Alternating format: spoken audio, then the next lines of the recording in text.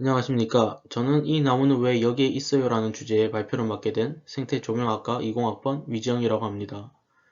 본격적으로 발표를 진행하기에 앞서 제가 이 주제를 선택하게 된 계기에 대해 간략히 소개해 보겠습니다.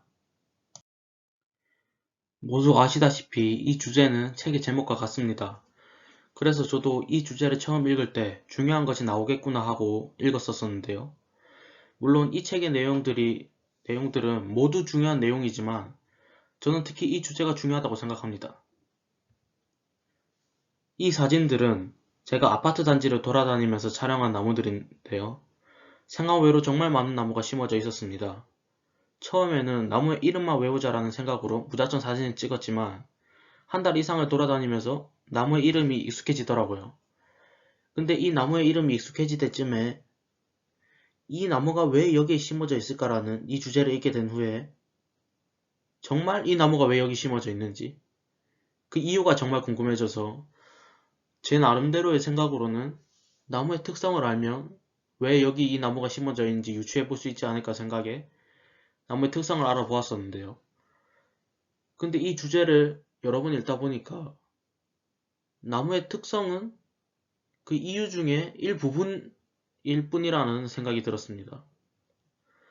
제가 직접 경험하면서 느낀 이 주제를 다른 사람들 앞에서 발표해보고자 이 주제를 선택하게 되었습니다.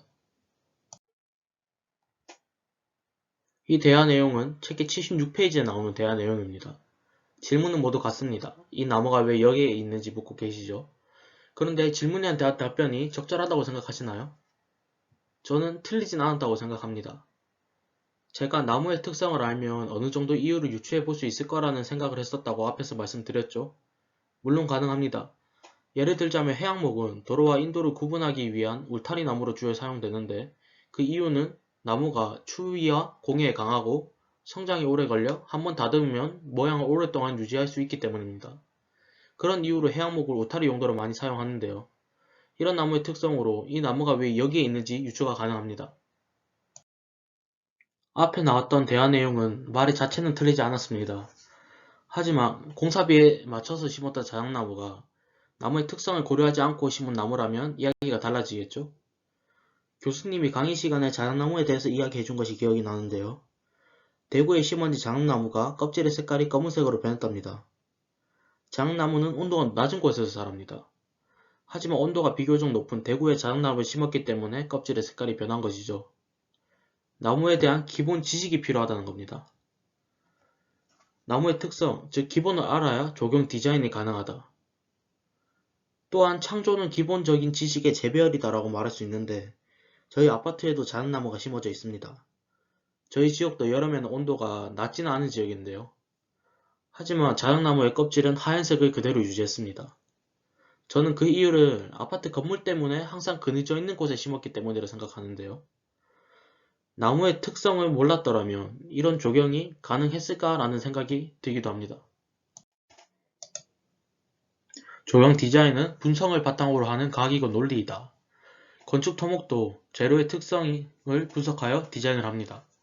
조경도 마찬가지로 조경의 재료인 나무를 분석하여 조경 디자인을 해야 된다는 말입니다. 그 분석이 단지 이쁘다던가 아름답다라는 이유가 아니라 과학적으로 분석된 객관적인 논리여야 된다는 이유입니다. 조경 진흥법에 나와 있는 조경의 정의에서도 과학적 지식의 응용을 강조하는데요.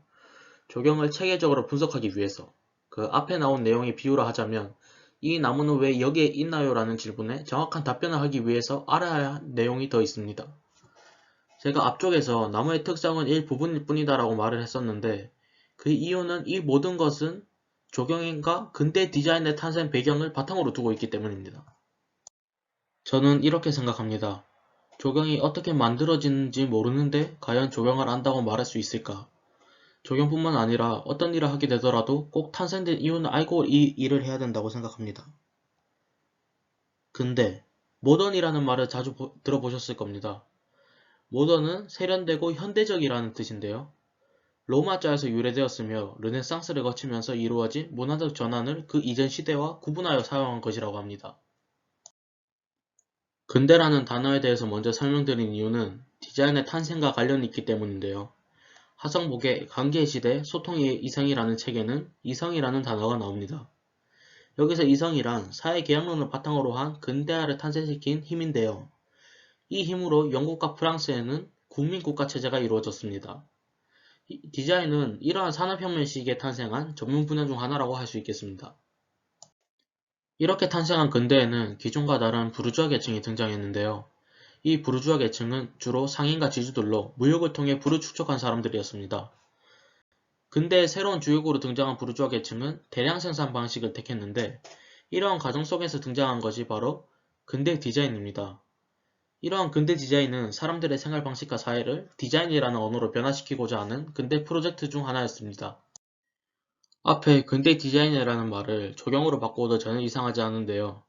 유럽의 정통 숭늉회가 디자인을 만나 근대 디자인이 되었던 것처럼 르네상스 시대의 왕과 귀족을 위한 정원 예술이었던 것이 근대 시민사회를 만나 공공을 위한 도시공원을 만드는 조경이 탄생하게 되었던 것입니다. 이러한 이유로 조경과 디자인은 이란서 쌍둥이 근대 프로젝트였다고 말할 수 있겠습니다.